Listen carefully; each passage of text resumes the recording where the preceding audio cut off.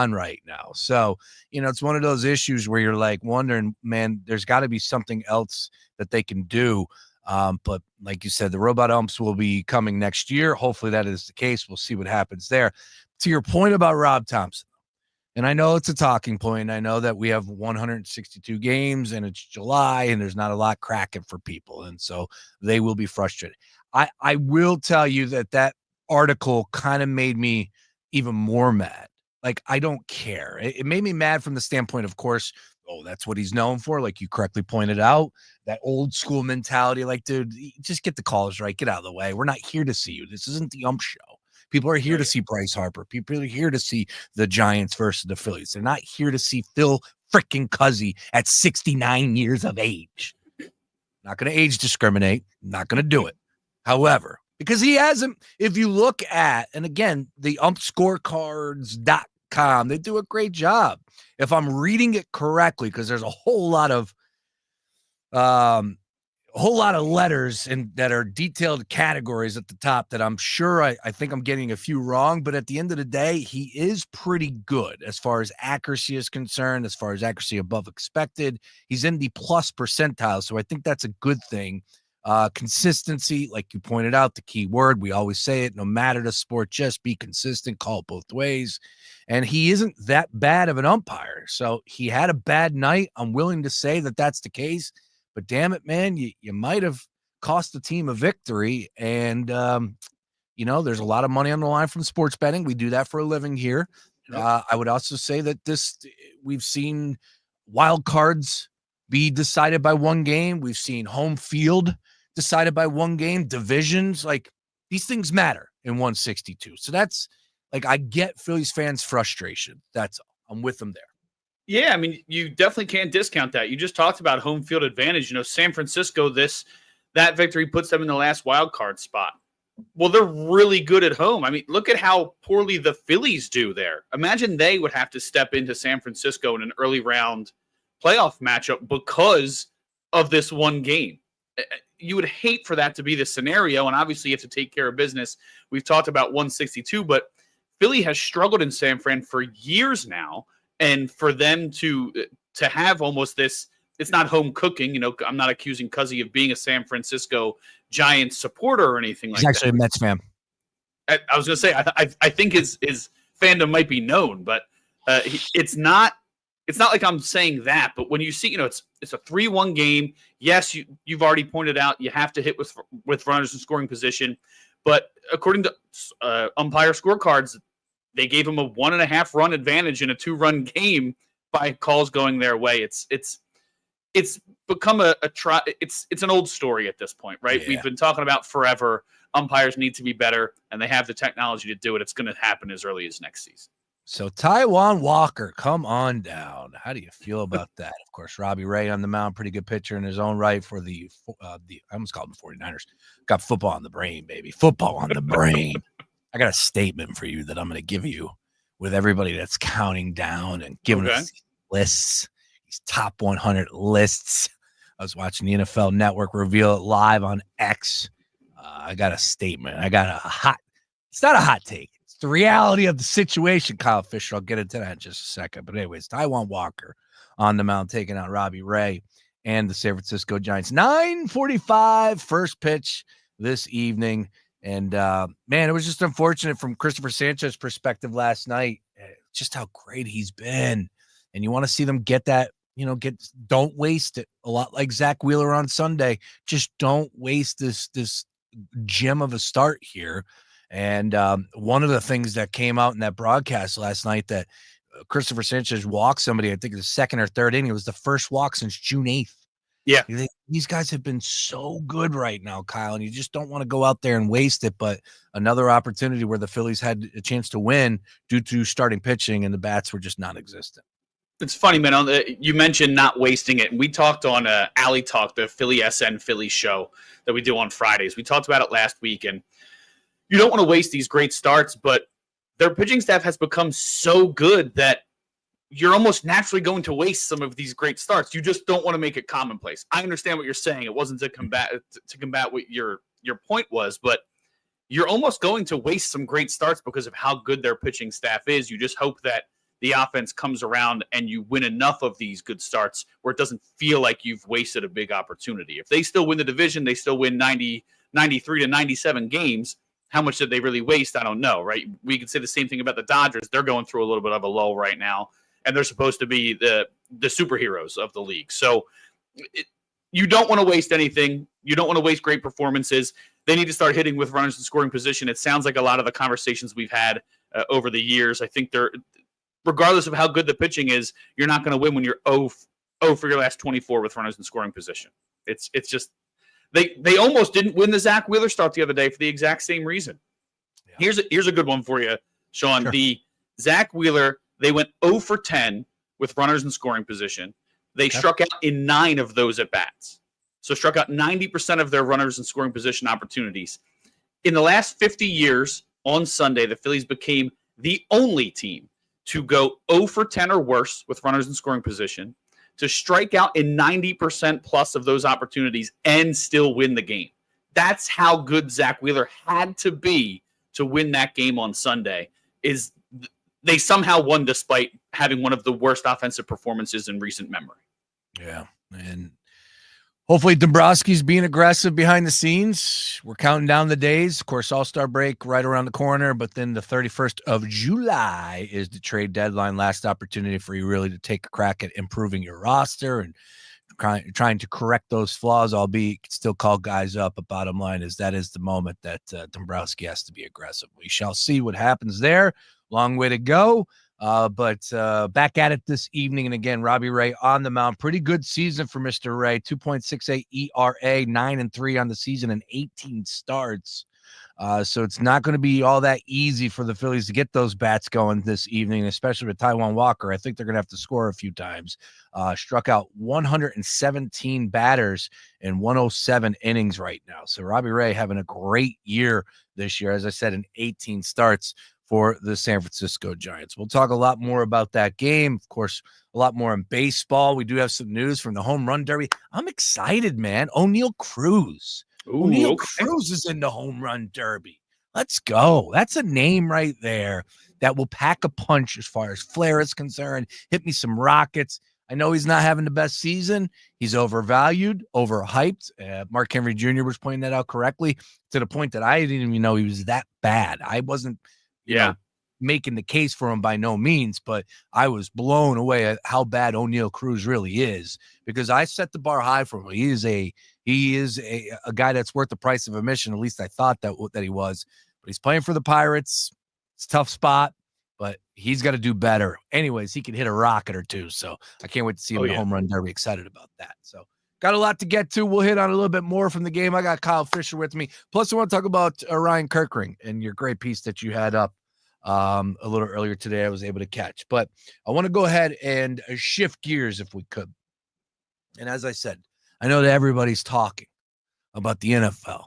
We're starting to get that itch. I'm going to the beach this weekend. I'm all college footballed up. There we go. The Big 12 media day today.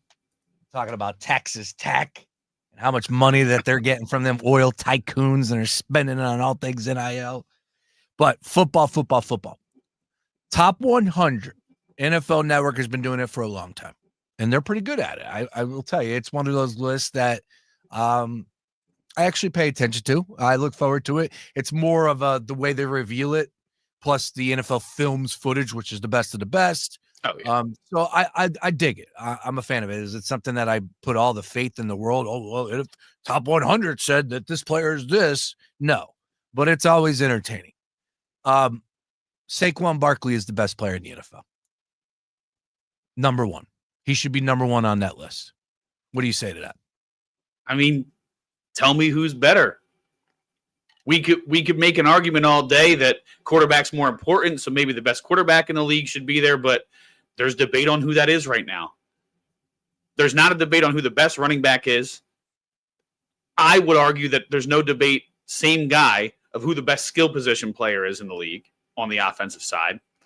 It's almost like he came to Philadelphia and finally became what everybody knew he was going to be. It just took a change of scenery to get there. He had always shown flashes, but Philadelphia's system plus some health, let's be honest, plus a lot of health, He's finally turned into the guy that everybody thought he was going to be. He's taking his seat atop the throne of NFL rankings, if you will, not to make too big of a deal of it. But the guy he showed last year what he's supposed to be, what his explosivity does, what his athleticism is. It's otherworldly. The guy is an incredible player. And if you can make an argument that somebody else is better, I'll sit here and listen to it. But I don't think the list is going to be very long of people who you can honestly come up and tell me can compete with him for that number one spot. Interesting. So you, if we're and you have a future, I could see you getting invited. Like Jansen, he was a Heisman Trophy voter. I could see you finding a way to be involved with this in years to come. So if you had a vote, if you were filling out that list, and again, there's 100 players. I'm not going to bog us down with that, but focusing on number one, are you putting Saquon Barkley number one heading into 2026? I mean, I'd have to look at everybody a little more closely, right? You can't just say it off the top of your head, but it's not difficult to imagine that he would be the wait. Timeout. I need a 20. Need a 20. Hang on. Hey, fair catch. There it is. No, Kyle Fisher.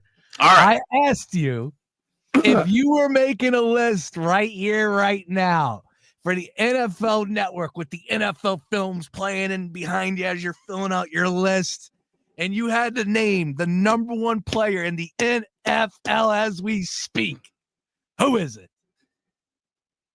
Number 26, the Eagles starting running back, Saquon Barkley. There it is. Sometimes I got to pin Kyle down. You do. You know, I like to play both sides. I like to play both sides out here. I like to stay as neutral as possible. But if you get me going, Sean, I'm going to get it started. I'm going to get you going, too. I'm going to try to get you going. I love it. Good. No, it's all right. So why, let me ask you this. Why did I start that qualifying it where I considered it somewhat warm? It's not warm. It's not hot take. He literally is the best player in the game. All right.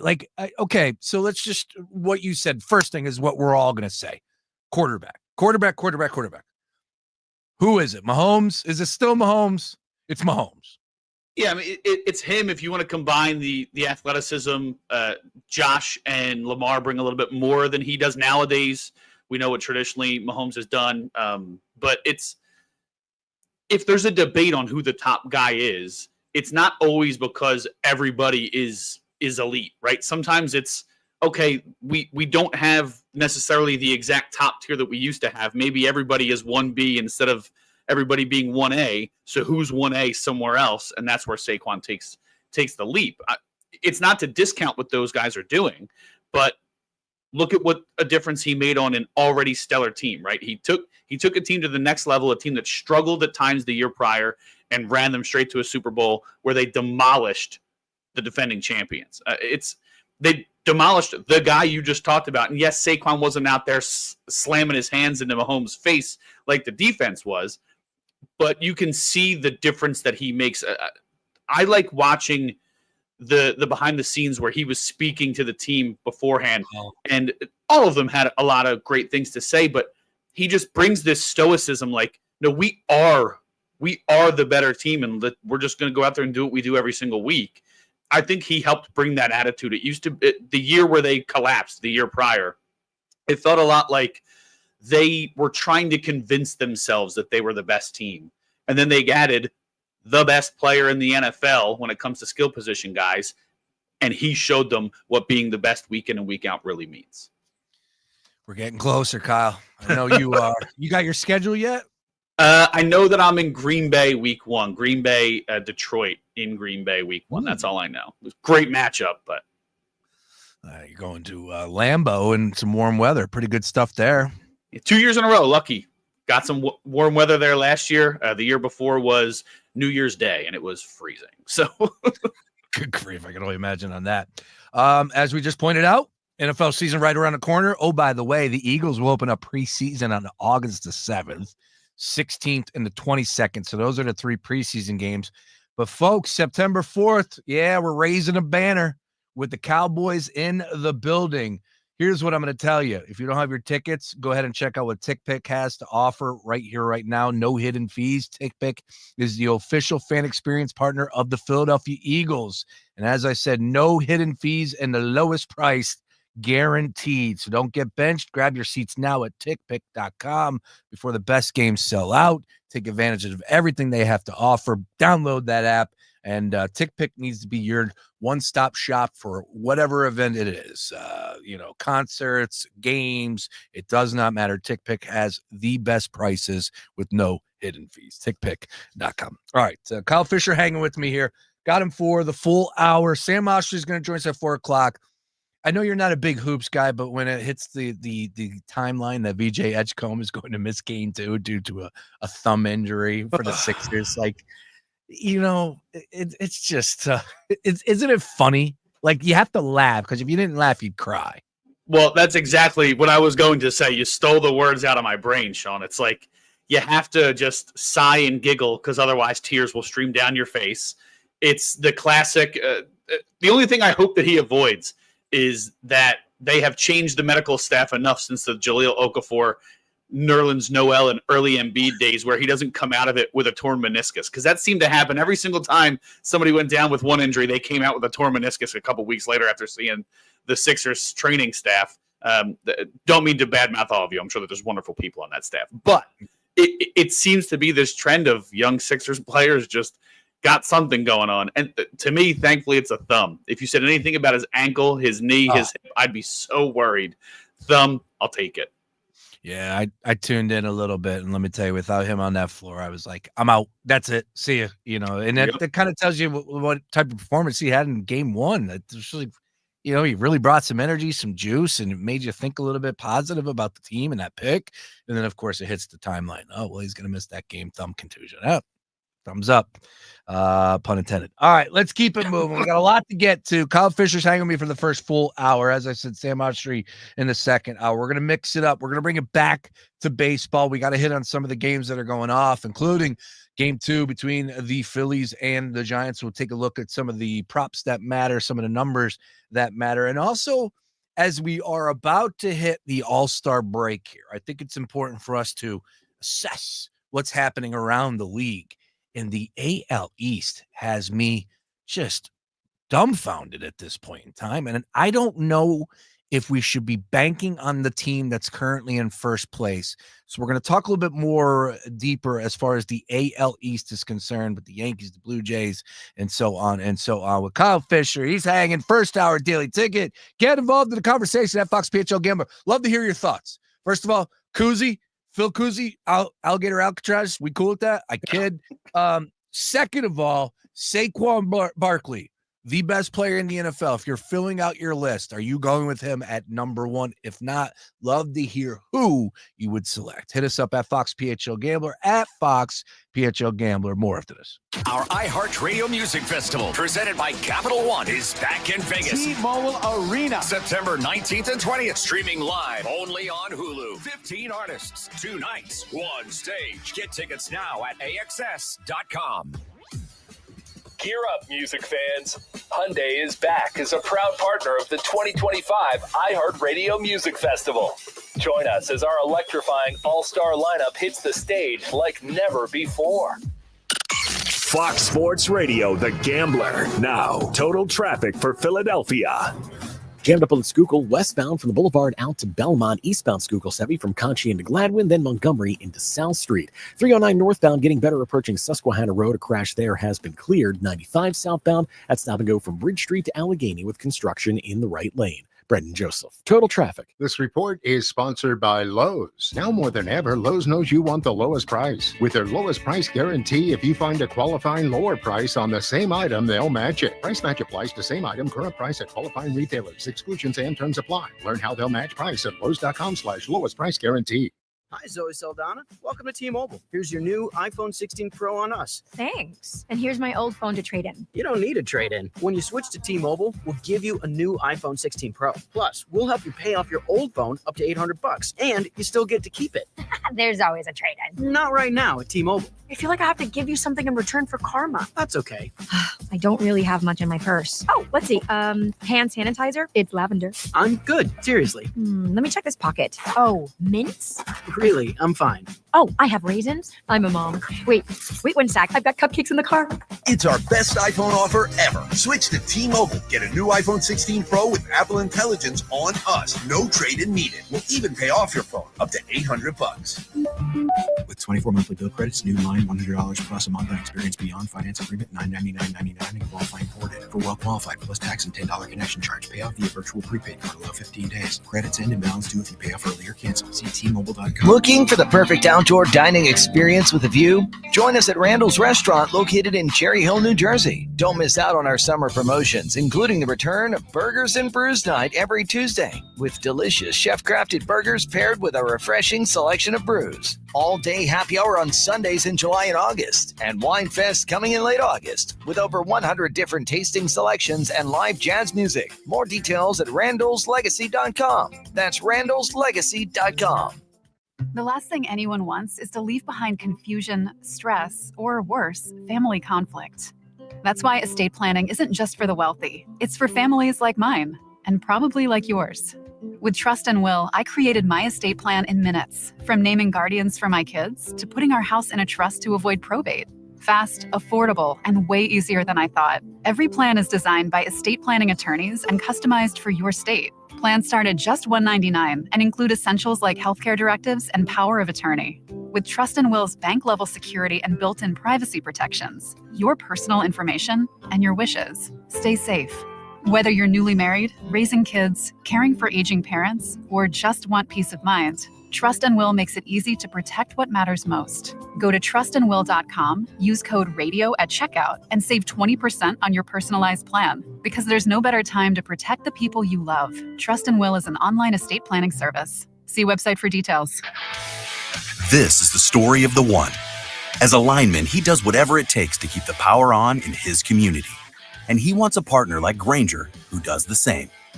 Grainger offers the professional-grade products he needs, from voltage detectors to harnesses to hard hats, plus fast, dependable delivery, so he can rise to every challenge. Call 1-800-GRAINGER, click Grainger.com, or just stop by. Grainger, for the ones who get it done. Take me out to the ball game. Book a stay out of town. Book a spa package and lounge by the pool. The kids agree that this trip really rules, so we'll book an apartment with space for the whole family. And it's 1, 2, 3 clicks away to your perfect Booking.com stay. The right stay can make you a fan of any U.S. city. Booking.com, Booking.yeah. Official accommodation partner of MLB. Hey, man, you all right? Need me to call 911? No, call Top Dog Law. Get top dollar for your accident at topdoglaw.com. Once again, that's topdoglaw.com.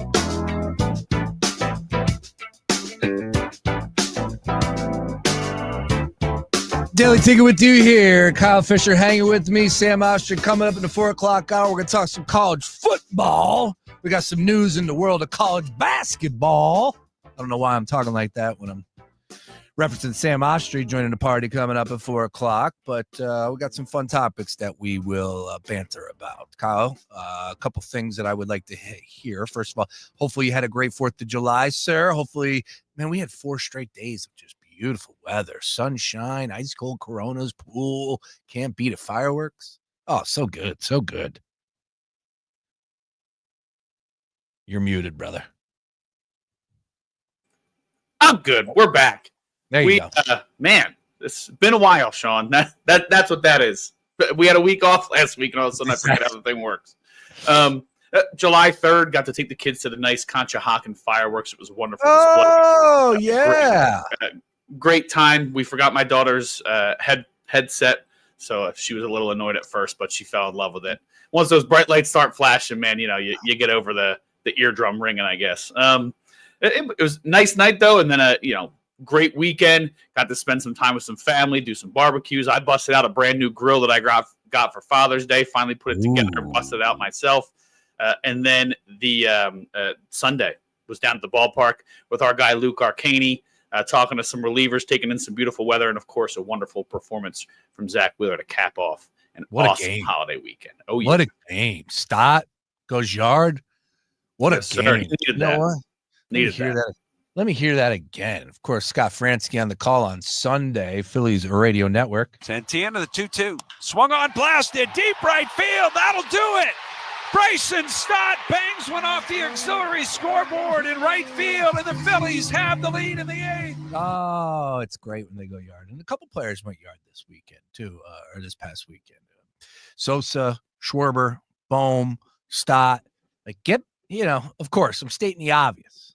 Get back to that. Give me some long ball action here. And, I know that we are going to stumble into a Bryce Harper conversation and whether or not we should be concerned. What exactly do you think is going on and the overall outlook as this season proceeds here?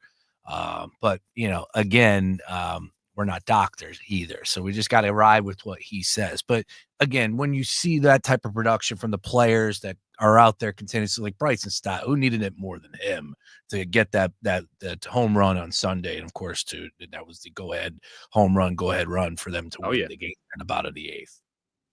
Well, how about the this is how close he was to perfect. One pitch down the middle to Austin Hayes of all people. He takes it yard, but he was retired 12 in a row right before that, retired 15 in a row after that. Literally perfect outside of one pitch. Thompson rarely talks perfection and always wants to talk about how they can continue to grow and they learn and whatever. He told us he was like third or fourth inning. I thought this has a chance to be a perfect game, not a no-hitter. He said perfect game after the game, and I think we all kind of felt something special was brewing. They were still that close to losing, and like you said, Stock coming up with the big hit, crushed that thing right off the bat. You knew, so blasted to see from him. Had to get that. Also nice to see Schwarber. We know how hot he was against lefties early in the season. He got a nice little, wasn't a hard hit ball, but to help knock in the first run of the game with a hit off of a left-hander. That's big for him as well to get him going again, especially as Harper struggles in his return. We don't have announcers these days that have catchphrases, right? Like or sayings like Harry. Out of here, Zoom was lock all windows and close all doors. And he had a couple. Kate, she does a good job. She's professional as hell. Yeah. I just, she doesn't really strike me as someone that has one. Trying to think. Let's see here. Of course, Merrill. I don't really think he's got one. And Merrill's probably. This might be it for Merrill Reese. This might be the end of his tenure as a play-by-play guy for the Philadelphia Eagles, who's been doing it forever. That's a gold job, man. Could you imagine getting that gig? But, when you think about it from Scott Fransky, the reason why I'm bringing it up, swung on, blasted, that might be because he does it a lot. Hang on here. He's working on something. At the end of the 2-2. Swung on, blasted, deep right field. That'll do it. He does that a lot. He does that a lot. Swung on, blasted. And I love it. It's just pure. God, Scott Fransky's really good at what he does. Oh, yeah. All right. Real quick on this, because we'll dive back into Major League Baseball. But saw Sinners over the weekend. Speaking of our weekends. Shout out to Mark Henry Jr. has been praising this movie forever now. This is like top 5 on his list of all time. He'll probably kill me if I got it wrong, but it's high on his list. And he was going berserk, and he's like, "You gotta see it." And I'm like, "I can't wait to see it." Michael B. Jordan's an incredible actor. I'm ready to go. No spoiler alerts, but we're gonna talk about the movie for just a second. So if you want to hear it, mute me. Promise you no spoilers. However, I went into it not knowing anything about the movie, so I kind of like that as well. But so I'm going to lead into one or two tidbits real quick. Okay. Are you aware of Sinners? Do you know the movie? Are you a movie guy, Kyle Fisher? I enjoy movies, but I don't like go to the theater much anymore. I have not seen Sinners yet. What's the last I'll watch movie it eventually, but what's the last movie you saw at the movie theater? that wasn't a kids movie. I don't probably one of the Marvels, probably Age of Ultron or whatever. The Endgame. Endgame was probably the last one I saw in theaters. What kids movie is the last one you saw? I think we saw the Garfield movie with my daughter. Nice. Because it was a really hot day. I don't think she cared about it at all. But Garfield's a good one, man. My daughter loves Garfield. You know what she's big into now? Sonic. Oh, my daughter too. She loves it. Loves it. We were going crushes. to take her to see Sonic 3 in theaters when it was still in theaters. And then I have a buddy who has a server, and it was uploaded there. Ended up raining, had a flat tire. Was like, well, we told her we were going to watch it, so let's just watch it at home. And saved ourselves probably $60 by staying at home instead. At least. Yeah, Jim Carrey's phenomenal, of course, and he's in that role. He's in all three of them. He was supposed to retire and came out of a potential retirement for that role, and he's so good in it. He's like the perfect fit. Yeah, it's fun when you find a kids movie that you don't mind watching. Oh yeah. I'm very lucky in that category. My daughter did like Frozen, but she didn't like fall in love with Frozen. She's like the Moana, which is some good one. It's like Maui's always a good one. But when you watch these movies 100 times, they do get old. Anyways, Sinners was good. I will say Sinners was really good. Great acting, great cast. I just wonder, like, will we ever have the opportunity? And maybe it's just the social media world that we live in. That, hey, look, stay off the timeline and you won't have this problem, Brace, I guess. But it's like I saw an article about how Skip Bayless feels guilty about the movie. And he, it's like, why? And then you have all these think pieces. And it's like, can't we just enjoy a movie for what it's a movie about vampires? It's a horror movie. Like, we don't need to make everything a Reservoir Dogs or Pulp Fiction or Star Wars. Like, we don't need, can't we just enjoy a movie for what it was? It was a good movie. It was a good movie. Well, a lot of times those things are talking points. I mean, look, we're, baseball's a fun sport, and here we are talking about it and analyzing it, right? Football's a fun game. It's a game you play in the backyard, and we'll analyze it for weeks on end. So it's just part of, like you said, what today's age is and how we consume and interact around and talk about media. The thing that I agree with is that I wish we could just be allowed to enjoy a movie without having to know all of the symbolism and everything all the time. It's awesome that those things are put in there. They're put in there for a reason. It's the artist's vision and the creator's vision, and they should be putting those things in, and it should be talked about in certain circles if I want to go see that, right? But the people I follow, I don't consider anybody to be a cinephile, and I guarantee that if I searched for Sinners on my timeline, I would be inundated with guilt and feelings of remorse and whatever else we're talking about. Like, it's maybe I just want to watch some vampires get shot in the face. Maybe that's just what I want to see. And I guess it comes back to, like, I didn't feel any of that. I don't know. I was just watching a movie, enjoying it. I was just like, this is a good movie. It was a good movie. I didn't dig deeper into it. There are certain movies. What's the other movie? Get Out. Get Out was a great movie. Now that one was different. I'm watching that one. You're like, what's going on here, right? This one was a little bit more direct, where I was like, do we really need to make everything a think piece? It's not. It's just a good movie. Enjoy it. It's a horror film that was really damn good, to the point that like my wife is not a horror fan of horror films. I better be careful how I'm phrasing that. So dangerous. Really tiptoeing on that one. So I was even saying to her, I'm like, you would enjoy this. Like, yes, there's blood. Yes, there's graphic, visuals. But at the end of the day, really good film. Just, I think it was long. I think it was like 2 hours. Felt fast, which is always a good sign. Oh, yeah. And like I said, the cast was great. Michael B. Jordan should, like, I don't know how this works, but if I'm voting, I'm making Saquon Barkley the #1 player in the NFL. And man, he needs to be up because his 2 rolls were just incredible. He was insane. So good. So good. Hopefully I sold it to you. It's on Cinemax for free. It's on Max for free. I'll have to check it out then. If you need my password, let me know. I'll shoot it over to you. Done and done. All right, let's get on over to Major League Baseball. And as I was saying a little earlier, Kyle, it's important that, we look around the league now that we are hitting the halfway point. And one of the divisions that really jumped off the page, and look, when you unplug for 4 days and every day seems to be the same thing over and over, Truman Show, speaking of movies from July 4th, 5th, 6th, 7th, you might not be paying attention to the box scores all that much. And then all of a sudden I look up and the Blue Jays are in first place. And not only are they in first place, they were trailing, I think, 10 games ago by 3.5, 4 games. Yankees were in first place. Now the Blue Jays are in first place, 3.5 game lead on the Yankees. Rays are right there, 49-42. Yankees 49-41. Blue Jays 53-38. Sox 6.5 out at 47-45.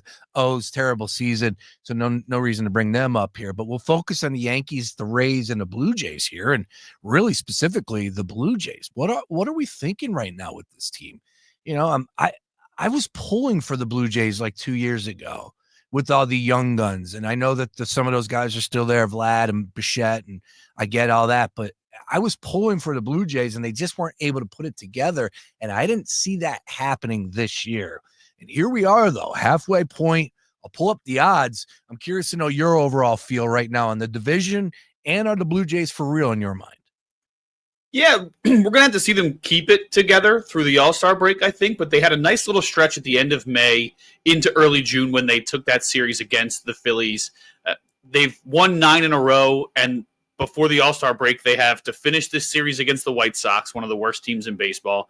And then they have a series against the Athletics, one of the worst teams in baseball. So they could keep riding through this month. The decision then becomes, can they outbid the Yankees or do more moves than the Yankees can to stay afloat?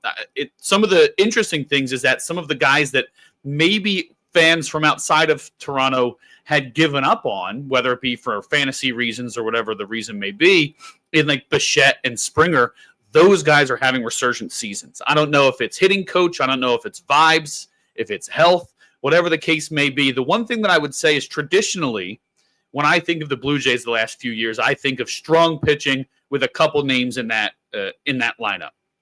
Springer, we know what he can do when it comes to the postseason. Maybe had taken some steps back, but you have Vladdy, you had Bichette, even though last year hopefully was an albatross for his sake. The one thing I'll say about this recent stretch, so the thing I noticed that stood out when I looked at the standings was that they only have a plus 16 run differential. They've only become positive during this 9-game winning streak. So they had a negative run differential for a long time. The offense being pretty solid the last 2 months, I would say. That means that there's some question marks on that pitching staff, and can they compete with everybody who needs an arm this time of year? So if their pitching staff can rebound even a little bit and their offense stays even consistent, they don't have to be as lights out as they've been over the last 2 weeks. But if they can keep consistency, if Springer can stay healthy, if Bichette looks closer to what he did 2 years ago as opposed to last year, they're a serious player in the East. Everybody thought that they would be here for the last couple years, and they kept falling short. Maybe this is the year they put it together, and it just took a little bit of seasoning for those young guys. Yeah, it's a good way of looking at it. And this is a team currently on a 9-game win streak, as Kyle just pointed out. Took 4 straight against the Yankees at home, took 2 of 3 against the Sox in Boston, and then took 2 of 3 against the Guardians, who are struggling in their own right. I think they've lost 10 straight or something like that, if I'm not mistaken, heading into last night. And again, we're talking about teams with expectations there. There were a lot of buildup with all 3 of those squads. Not so much about the Blue Jays. So right now, DraftKings Sportsbook, where we're getting our numbers from, yeah, you can get the Blue Jays at plus 135 to win the division. So you're looking at some plus money. They have a 3.5 game lead, plus 110 for the Yankees, plus 135 for the Blue Jays, plus 500 for the Rays. We'll stop there. And I know when you think about that division, all you got to do is go back to last year and remember how bad the Yankees were for a significant period late in the season, late in the summer, and they were able to flip it around and win the division and, of course, make a run to the World Series. So I'm not saying that this is done by no means, but a plus 135 right here, right now, definitely a little bit less than you would like to be getting compared to what you probably could have got last week, hell, 2 days ago. But at this point in time, plus 135, if you're looking for something to get you involved throughout the course of the second half of the season, I don't hate that play. The Blue Jays are good, man. They got some really good players right now that are seeing the ball well, good pitching going for them, and they've proven their worth against some of the better teams in the American League, and that's not easy to do. So I like the Blue Jays. I'm with you, man. I think that they're finally putting it together as far as seasoning is concerned. Yeah, and I think they're a team that's not afraid to take a big swing. You know, although this was off season, they were involved in the Shohei Ohtani sweepstakes until the very end. They made significant offers for guys like Correa, guys like Judge. They have tried to add an impact player alongside Vladdy, and then obviously getting him to stay will only add to their chances of adding another player who wants to be there for a few years. So whether it comes at this deadline or in the offseason, they're going to be serious players. Their front office clearly wants to compete.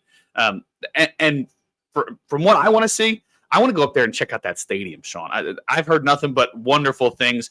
Beautiful stadium. I saw somebody post a video the other day of they've rented the hotel that's attached to the outside. So you open the curtains and boom, there's a baseball game going on. Got to go check them out, especially when they're hot. But I got off track. Just love that video. I see them making moves and staying around for the rest of the season. Winning the division, I don't know, but I think that they're going to be a serious player until late in the season. Yeah, Springer is the big guy. He's got 16 bombs this year. Bo Bichette has 12, plays a pretty good shortstop. Both are 270-ish hitters, so you'd like to see that average just up a tick or two more. But again, Springer, but huge improvements from what you've had from them average-wise the last couple seasons. That's true, too. And, of course, with Vlad and his contract that he signed, I knew that, like I wasn't saying that he's not good or anything like that. I just was, like, blown away by that contract. And it's really tough for me to sit here and say that he was worth it. I get it. He's a hell of a player. He's delivering this year. He's got 12 bombs right now, and they're hitting it. Those three guys right there, you got them over about 40 home runs between the three. So that's a big reason why they're having success at this point in time. Again, halfway point, currently lead the American League East, and I think a lot of people would be surprised by that, as I was. Of course, the Tigers have a big-time lead in the Central. No one's touching them, 58-34. Second team in the Central would be the Kansas City Royals, who are 4 games under 500 and extremely disappointing. Twins started off hot. They've cooled down, and then some, 43-47, and the Guardians, who've 41-48. Over to the West, the Astros continue to do it. It all starts with the pitching staff that they have, 55-36. The Mariners trail them by 6.5 games, 48-42. I think the Angels are coming to Philly soon, right? Aren't they coming? Yeah, they're right after the All-Star break. Them and the Boston Red Sox will be in town. 44-46 right now for the Angels in the West. Over to the NL East. Phillies 53-38, currently on top, 1 game in front of the New York Mets. Marlins, the third team there at 41-48, so not too much worry. It's a 2-horse race in that division. Brewers have been playing better, if I'm not mistaken. They're 51-40, currently in second place, trail the Cubs by 3.5 right now. And then over to the West, as the Dodgers, you pointed out, have been struggling. A couple games, haven't looked their best, getting smacked down. 5-5 in their last 10. They still have a 6-game lead on the San Francisco Giants, who the Phillies will be playing this evening. Once again, game 2, DraftKings Sportsbook, where we're getting our numbers from. Taijuan Walker getting the start. So let's get on over to tonight's game and let's get some plays there, if you wouldn't mind, Kyle. Taijuan Walker's expectations for you this evening. Is this one of these games where it's like, yeah, we all think the worst here, but he might actually go in there and give us 4 or 5 solid innings? Where do you stand on the expectation for Taijuan Walker this evening? Yeah, I mean, I can see him coming out. He's a competitor. He's a guy who wants to prove himself, whether it's here or elsewhere. He wants to prove that he can still pitch at a strong level. He wants to prove that he's a reliable arm, whether it be in the pen or the starting rotation. He gets a chance to go back into a role he's a little bit more comfortable in. He's not stretched out enough to go 5 or 6, but if he can give you 3 or 4 solid innings, even if it's 1 or 2 runs, at some point it becomes on the offense to to be the difference maker. So if he can keep the game close, just like Christopher Sanchez did yesterday, there's no reason to think that they can't win a game, and you're really happy with that performance. Like I said, even if it's 3 or 4, you have a couple guys like Seth Johnson and Joe Ross who can go longer to kind of piggyback with him. The tough part is when you look at the numbers, the Giants have hit him pretty well during his career. Really, the only guy who hasn't done well against them is Matt Chapman and Rafael Devers, who are both having pretty good seasons. So we'll have to see how that plays out. But Walker has, again, I think they're slugging .405 as a team against him. Not out of this world, but .298 average. If they load the bases, we're in trouble early. We're in trouble. But it's going to be, obviously, he's ready to compete. If his fastball can play up at all, knowing that he's only going 3, maybe 4, that gives him an advantage. But if he comes out throwing 89 in the first inning, I think we're in for a long night. Speaking of the Blue Jays, they were teammates back in 2020. Robbie Ray and Taijuan Walker both played for the Blue Jays there. And again, the last time there was a 4-game series at Citizens Bank Park where they split Giants and Phillies earlier this year. Robbie Ray did start one of those games and wasn't all that good. Bryce Harper actually went yard on him in that game. He gave up 4 runs. But the 40, I did it again. Almost said it again at 49ers. Damn it. I got football in the brain. The Giants ended up winning that game 11-4. So we'll see what happens tonight. 5 walks from Ray in that game. One more time. 5 walks from Ray in that game, only 4 innings. So they do have strong arms in the pen. If they can get his pitch count up early again, that gives them a better shot. But he's on another world right now. So.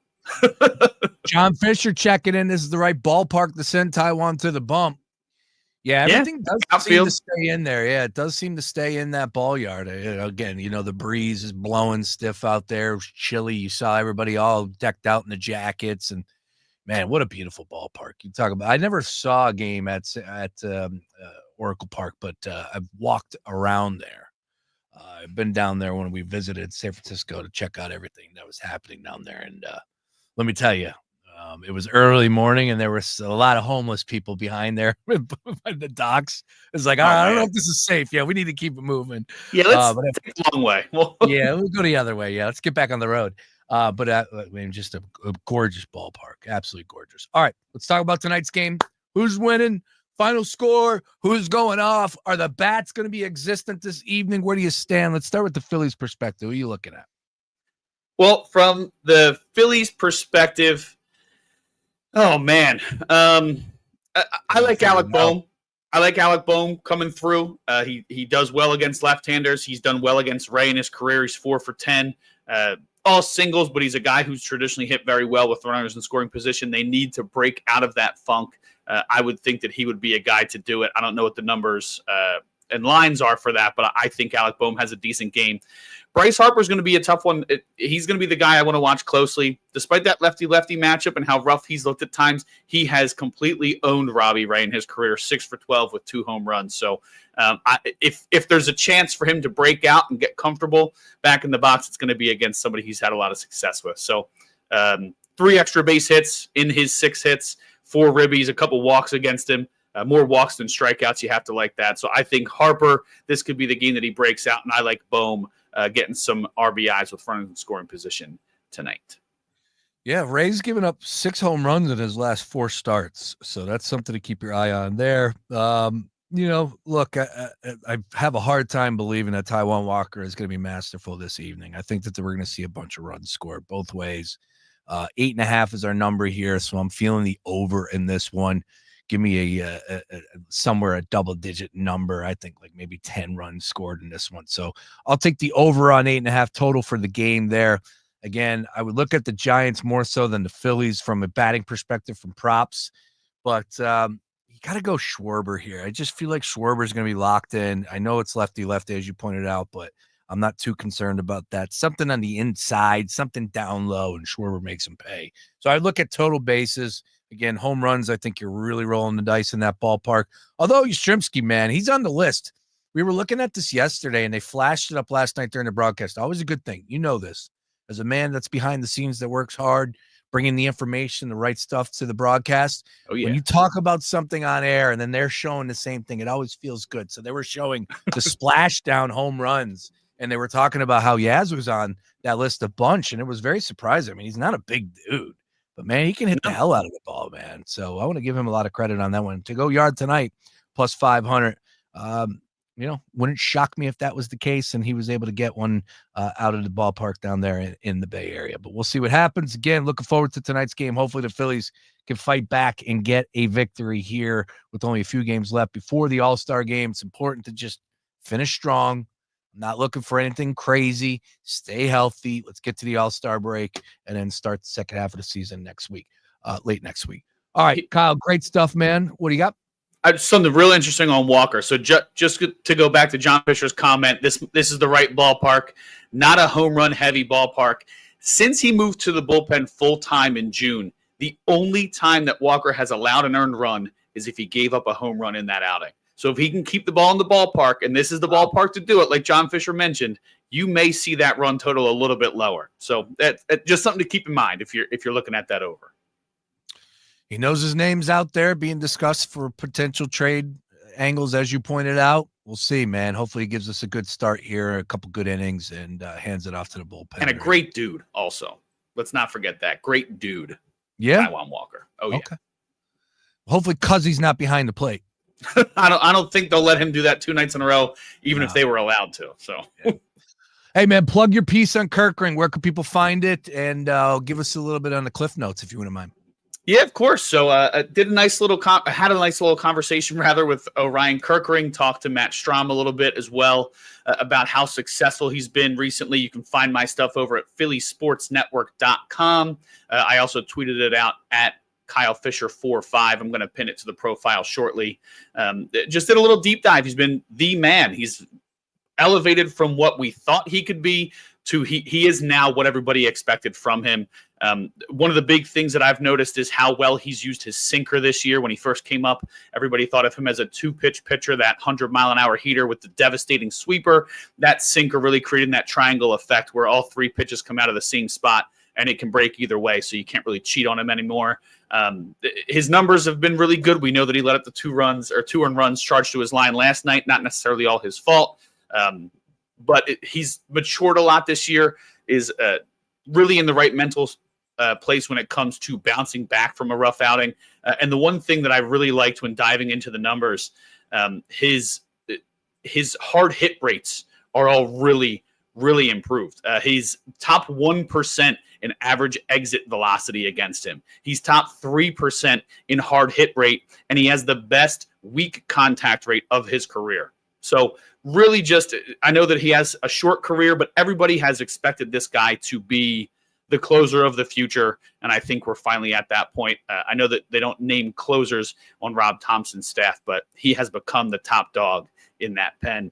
And I did a little dive into the reasons why. So it was a nice conversation, nice piece, had a lot of fun with it.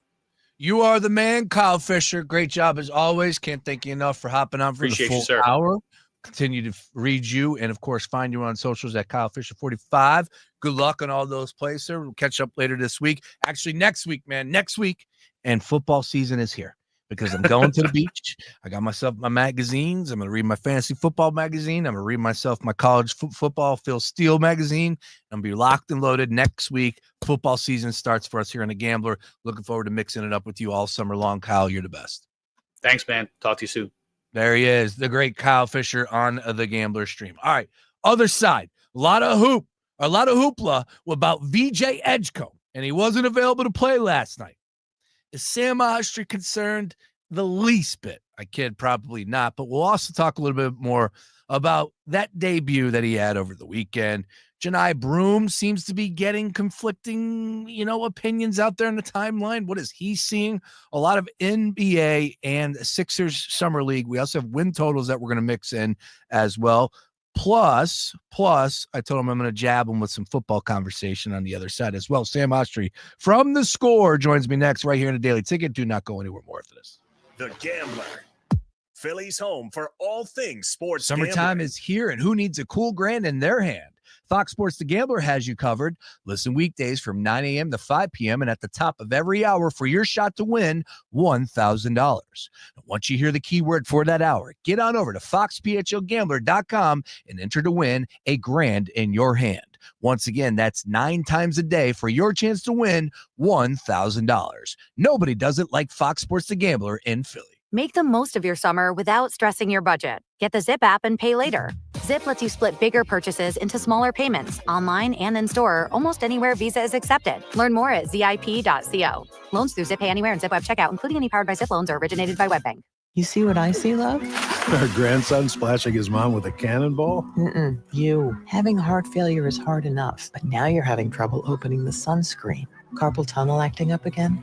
Yep, and there are my stomach issues. And how tired I am. I could use a nap. Let's take a dip, and then we're calling your cardiologist to see what's going on, okay?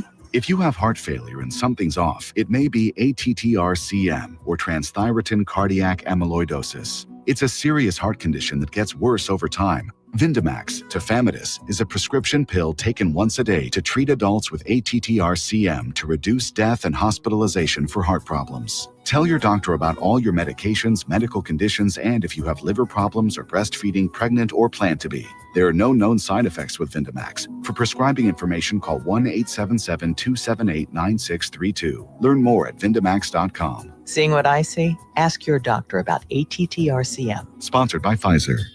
Comcast Business, powering possibilities. Michael Delbane, the president and CEO of Welcome America. Welcome America is a public-private partnership with the city of Philadelphia. We're a nonprofit organization whose mission is to conceptualize, plan, and deliver the city of Philadelphia's largest annual celebrations. That includes Wawa Welcome America around July 4th. It includes the Philly Holiday Experience and other special projects throughout the year. Our job is to build community, bring neighbors and neighborhoods together, and provide an opportunity for Philadelphians to celebrate together. The way that we engage the community is we make sure that everything that we do at Wawa Welcome America, from tiny little events in communities all the way up to the concert and fireworks on the Parkway, are 100% free of charge. We remove all of the economic and financial barriers to participate in these celebrations. During the festival, over the course of 16 days, we will also make over 40 museums and cultural institutions around the city available completely free of charge through our free museum program. It's really an opportunity for people to come together to celebrate. We want to make sure that people can do this without having to worry about the price of a ticket. July4thphilly.com. That's our website. It's got a complete lineup of our entire 16-day festival. It's got little hints about things that are coming in the future, as well as our social media channels, Instagram, Twitter, Facebook, all July4thphilly.com and hashtag July4thphilly. Comcast Business, powering the engine of modern business, powering possibilities.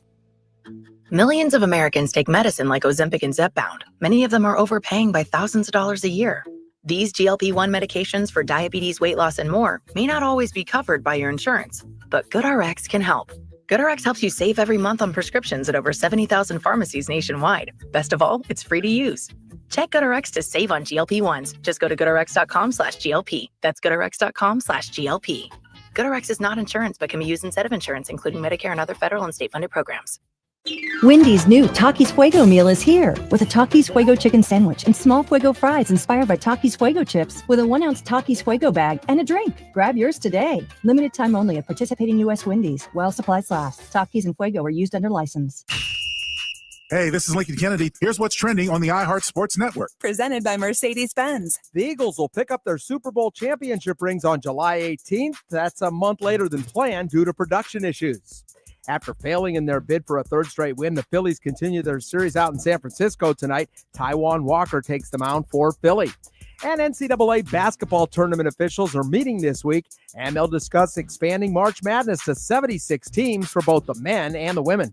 I'm Scott Davidson. The Mercedes-Benz Dream Days are back with offers on vehicles like the 2025 E-Class, CLE Coupe, C-Class, and EQE Sedan. Hurry in now through July 31st. Visit your local authorized dealer or learn more at mbusa.com/dream. For millions of kids, school isn't just a place of learning. It's where they can depend on access to healthy food. When school's out for the summer months, many of those meals disappear. But there is a solution. All across the country, there are programs for kids and teens to access free meals all summer long, including resources for eligible families facing tight grocery budgets. If you're looking for resources to help feed your family this summer, visit nokidhungry.org/help. Let's make sure every kid has the happy, healthy summer they deserve. Fox Sports Radio, The Gambler. Now, total traffic for Philadelphia. It's stop and go on 95 northbound Allegheny to Bridge Street. Southbound jams from Coppin to Bridge with a disabled vehicle taking out the right lane. Schuylkill eastbound's heavy Montgomery to South Street. Westbound from University to the Vine. Then the Boulevard to Belmont. And Blue Route northbound that jams getting on from 95 all the way up to Route 1. Brendan Joseph, total traffic. This report is sponsored by Allstate. Some people just know you could save money on car insurance by checking Allstate first. Those people are probably saving a carload of cash right now. So what are you waiting for? Check Allstate first for a quote today. You're in good hands with Allstate. Make the most of your summer without stressing your budget. Use the Zip app. With Zip, you can make more happen this summer. From front row at a baseball game to last-minute grocery runs for that BBQ. Zip lets you comfortably pay over time with a flexible payment schedule. You can use Zip online and in-store. Almost anywhere Visa is accepted. Learn more at zip.co. Loans through Zip Pay Anywhere and Zip Web Checkout, including any powered by Zip loans, are originated by WebBank. Trust Will knows that we'll all eventually need a will. How about right now? Trust Will makes creating your will easy, like while you're lounging on the couch easy. Trust Will is designed by attorneys but customized by you, and all documents are state-specific and secure. Find your plan at trustandwill.com and use offer code MARK now for 10% off. That's trustandwill.com, offer code MARK. Trust Will is an online estate planning service. Visit trustandwill.com for details. If you love to travel, Capital One has a rewards credit card that's perfect for you. With the Capital One Venture X card, you earn unlimited double miles on everything you buy. Plus, you get premium benefits at a collection of luxury hotels when you book on Capital One Travel. And with Venture X, you get access to over 1,000 airport lounges worldwide. Open up a world of travel possibilities with the Capital One Venture X card. What's in your wallet? Terms apply. Lounge access is subject to change. See CapitalOne.com for details. Progressive presents Employee of the Month. Small Business Edition. Today's recipient from Terry's Tiny Homes, Terry! Sure, as the only employee of her company, Terry was probably the front runner, but saving money getting personalized discounts with a commercial auto quote from Progressive, well, that gave Terry the edge. Over Terry. Terry! Keep awkwardly chanting your own name, Terry. You deserve it. Woo! Be your own Terry. See if you could save in as little as 7 minutes at progressivecommercial.com. Progressive Casualty Insurance Company and Affiliates. Discounts not available in all states or situations. Number 1 on your car radio preset and the new and improved iHeartRadio app. WDAS and WD273D Philadelphia is Fox Sports Radio, The Gambler. Now, your chance to win $1,000. Just enter this nationwide keyword on our website, money. That's money. Enter it now. FoxPHLGambler.com. Once again, FoxPHLGambler.com right now.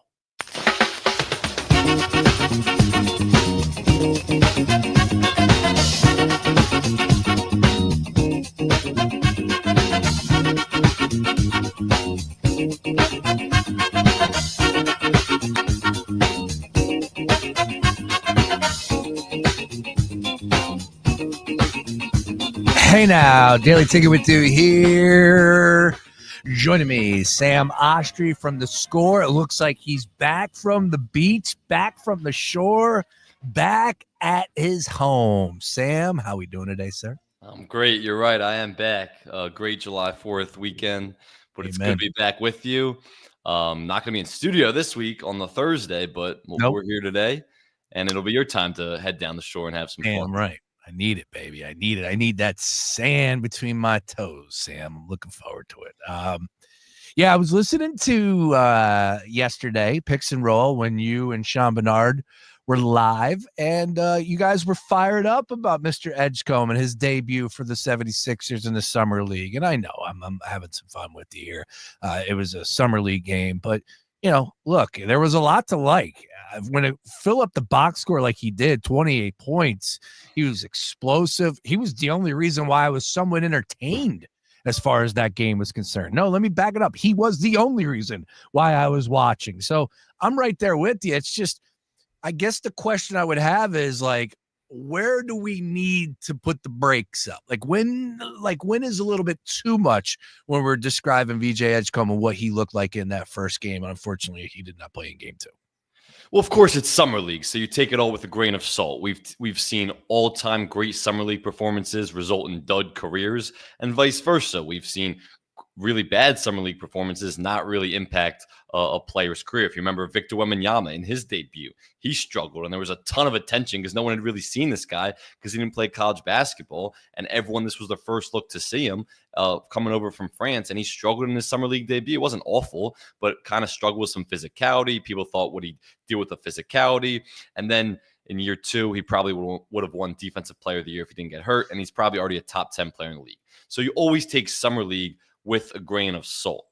But it was incredibly encouraging from what you saw from VJ Edgecombe, because he was incredibly dominant, and it was his athleticism. And athleticism usually translates immediately in the NFL. He's going to be one of the best athletes in the NFL, in the NBA. We're already talking football. In the NBA from the second he steps on the floor.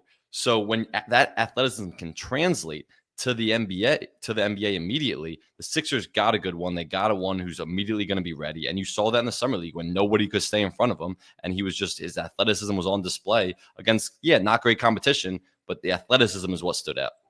All right. When should we be concerned as Sixer fans as far as the injury is concerned? You should always be concerned about any time any Sixer gets injured because they're the unluckiest organization in the NBA. Yeah. I don't think this is a concern. I think it was super precautionary why they didn't let him play with a thumb injury. I'm not sure if he'll play in Vegas. I think he will. If I had to guess, he will. But it's the summer league. There's no reason to risk anything. He has even the tiniest bit minor injury. You sit the guy. This isn't going to be a long-term issue at all. We'll see if we see him in Vegas, maybe for a couple games. He also might be too good for summer league at this point, because a lot of players play a couple games in summer league, and then it's just like, all right, they don't really need these reps anymore. They're too good for summer league. We see that with some of the top picks all the time. So Sixers might pull him early for that reason. That has nothing to do with an injury. It's not a concern right now, but anytime a Sixer puts on the Sixer uniform, there's always a concern with injury. All right, let's talk about Mr. Broome, Johni Broome, who was an incredible player in college at Auburn, who had a fantastic career. And if you dig up what he was at Morehead State, had to transfer, the story isn't, it's great, but it's a different ball game. It's a different league, point blank, period. End of story when it comes to competing in the NBA, athleticism. So where are we at right now, 2 games into his summer league career? But what we do know, this is a guy that we've watched for the last 2 seasons. This is a guy that did not sneak up and is all of a sudden on our radars. We are very familiar with his game. We know what it takes to compete in the NBA. But through 2 games, I feel like it's split, Sam. I feel like I'm seeing people going, the Sixers got a steal. Oh, my goodness. Watch out for Johni Broome. He's I could pull up the timeline. A legit perimeter threat. What are you saying about Johni Broome's game right now with the Sixers? Again, caveat, only 2 summer league games here. I'm not sure you've watched those 2 summer league games and came away impressed with Johni Broome in any way. I get he did make 2 threes in each game, and if he can continue to extend his range as a 3-ball shooter, that will help him his NBA career. But we're still talking about a guy who had one of the worst verticals in combine history. The guy just can't jump. He doesn't have enough athleticism, and he's not strong and big enough to compete with bigs down low. And he's also an overrated passer. I know Bernard and I have gone back and forth on this. He made great passes at Auburn because he was constantly being double teamed. But those double teams aren't going to come in the NBA. He's not good enough to ever be doubled in the NBA. And also, a lot of these double teams in college, they're college player double teams. So these double teams are coming when the guy's you're facing the guy, and it's just not how you're supposed to double. You should double when his back is turned to you. So it's easy to pass out of double teams in college, which he did a good job of. He's not like some unique passer with great vision. So he doesn't have that part to his game.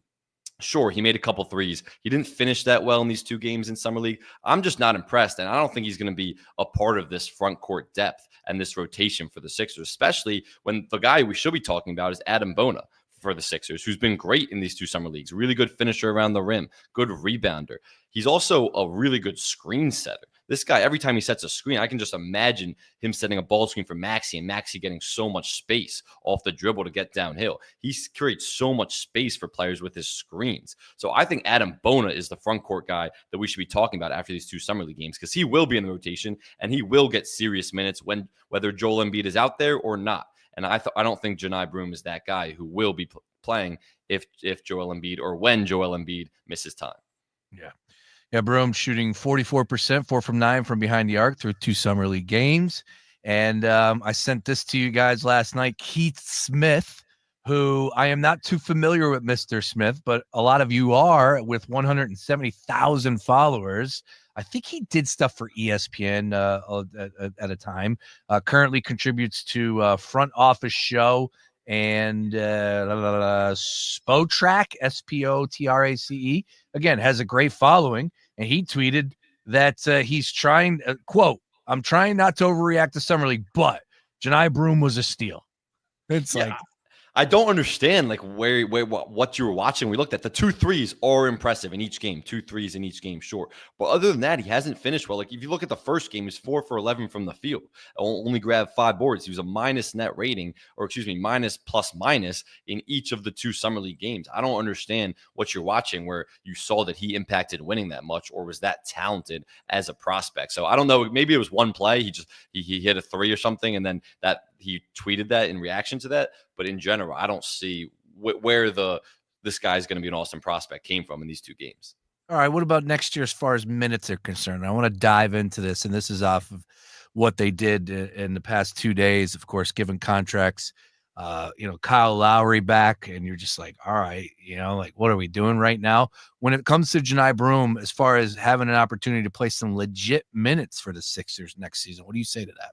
No, I don't think so. I don't think he will, especially because Adam Bona will be ahead of him in the rotation. And I just don't think he's not athletic enough and he's not big enough to contend down there with guys. If he really develops into a great 3-point shooter who can stretch the floor, then maybe. But I'm not trusting that just based off of 2 summer league games or really small sample size that this guy is now a legitimate 3-point threat where you can put him out there to space the floor. So I don't think he's going to be in the Sixers rotation. He shouldn't be. He's not good enough to be. And look, he's a 2nd-round pick.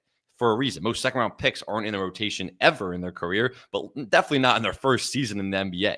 So there's no expectation for him to be in the rotation. You just brought up something interesting, though, and I want to talk about this. The Kyle Lowry and Eric Gordon signings that people are completely up in flames about. I mean, Sixers fans are pissed. Have you seen the reaction to these 2 signings? I am one of these people like, wait a minute, what is going on? I know there's going to be some new blood. You take the floor. I want to know your thoughts when these signings came down. You can go separate, whatever. But I think I'm under the impression that just because they're signed on July 8th doesn't mean that these guys are going to be getting run come November, will be on the roster come November. I get it. Contracts, stipulations, all that I am not privy to. I did not pay attention to the details, so I don't know if that's the case. But why are these guys just locks to make the roster? Just because they're signed in July, like they can move off of them with ease, and they are up there in age. I have no issues bringing them into camp, letting them be the veteran leadership. But I don't expect that these guys are going to be fulfilling roster spots. Both of them. Let's just put it that way. I don't think both will be on the roster this year. Am I off? I think both will be on the roster next year. I don't think you sign them to these. Obviously, it's veteran minimum guarantee, but it's a very small amount of money, but it's still guaranteed contract that they're signing them to. So there's no reason to really even make that move without the expectation they'll be on the roster come training camp. My thing with it is I don't have a problem with them taking up 2 of the final roster spots because the Sixers' goal this offseason was to get younger and to get more athletic. They did that with VJ Edgecombe. You can look at Quentin Grimes as an acquisition because he was a midseason acquisition, never really played with the team. He is a young, athletic backcourt partner for Tyrese Maxey. Jared McCain's return, young, athletic. They did a good job of getting younger and getting athletic to win more regular season games and withstand some injuries and gain depth. So Eric Gordon and Kyle Lowry are not going to be in the top 10 or 12 even in the rotation. I don't think those guys or those guys are like the 13th and 14th guys on this roster. So what the Sixers had to do was get younger, get more athletic. But we also know the Sixers for years now under Joel Embiid have struggled with leadership. This team is not a team that has relied on player-led leadership.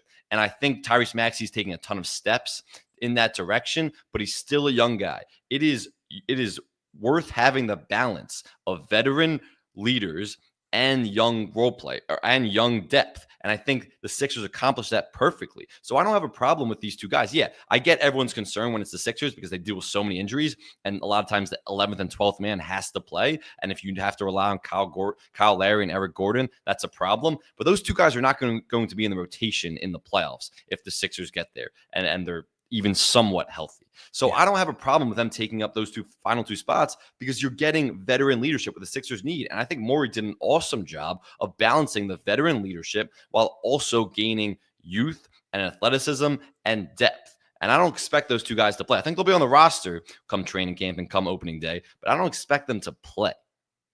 Yeah, and plus Wofford, bringing him in. What's the kid from Wake Forest too as well? Bringing him in, giving him an opportunity. So, like, there are other players that did fill those categories that you're able to check the categories, getting young and more athletic. Kyle Lowry was not a shock to me. Gordon was. It was surprising. Like, really? Why? I'm sure that Daryl Morey's guy. It's Daryl Morey's guy. There you go. Lowry was not a shock to me, and I was actually great. Bring Kyle Lowry. He was a very vocal leader last year, and I get it. Didn't work out all that much, understood. But I'm in your camp on that one. I didn't have too much of an issue as far as Lowry. Both, you're wondering what the hell's going on, but I like I said, I'll ride with you on this, Sam. Maybe I was a little too over the top by saying that one will get cut. Okay, but they're not going to be playing minutes. They're not going to be getting significant runs, so I'm not even going to be worried about it. All right. Anything else from the Summer League catching your attention again from Sixers perspective through 2 games right now? Not really. I mean, Justin Edwards has been fine, not great, but he's had to take on a huge role in the Summer League team, and he's not a high usage guy. Like, he is a guy who will be a role player and a low usage role player, and I think he's going to have an awesome season from the Sixers. I have high expectations from him, and he will be part of the rotation and potentially a key part of the rotation as some star players like Paul George and Joel Embiid deal with injuries, and they have to rely on some of their depth. So I haven't been super impressed with him, but he has such a high usage role in this team, and that's not what he does. He is a low usage guy. He's not a table setter. He needs the table set for him. So I haven't been that impressed with him, but that doesn't worry me at all. I love what I'm seeing from Adam Bona. Other than that, not much really of note. Of course, Vegas Summer League hasn't even started yet. We're still in the Salt Lake League at this point for the Sixers, which is, I don't even know why they make teams play in that Summer League. We should just do all 30 teams in Vegas, which it is how it is, but don't make them play an appetizer in Salt Lake or San Francisco or somewhere else. But nothing really too else of note. All right. From the weekend, I didn't have an opportunity to talk to you, but a big name that a lot of Sixers fans wanted back, and I think for both of our takes, if I'm not mistaken, Yabusele was a guy we both wanted back. He filled a role. I didn't think it was the end of the world that he did not resign, but he did do an interview over the weekend where he was saying, I was planning on going back, but they did not give me anything worth a while. And he went in to say, like, I didn't have any real issues over there. I'd want to leave. No, I was like, okay, if they want to resign me and they give me something good, I will come back for sure. And if they want me to leave, then I will leave. And essentially he went on to say the offer, it was really, really low, to be honest. Anything there for you on that one that maybe Morey might have missed the mark on bringing back a piece like Yabusele? The reported offer was around $2.1 million. So obviously a low ball offer compared to what he got from New York, which was around $5.7 million. You're going to take the more money in that situation, even if you really love Philadelphia and are grateful to Daryl Morey and the Sixers organization for bringing you to the NBA.